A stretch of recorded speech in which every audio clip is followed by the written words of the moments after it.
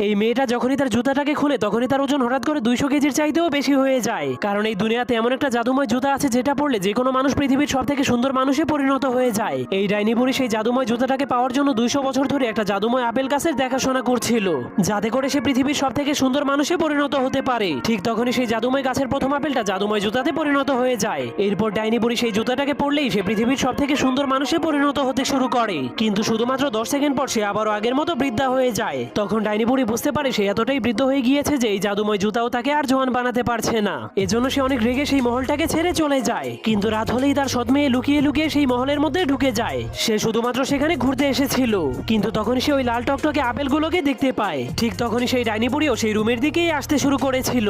যখনই ডাইনি বুড়ি সেই দরজাটাকে খুলে তখনই পুরো রুমটাই আলোকিত হয়ে যায়। এরপর ডাইনি বুড়ি দেখতে পায় তার সৎ মেয়ে পৃথিবীর সব থেকে সুন্দর মানুষে পরিণত হয়ে গিয়েছে, কারণ সে ওই জাদুময় জুতোগুলো পরে ফেলেছিল। যা দেখার পর ডাইনি বুড়ি অনেক রেগে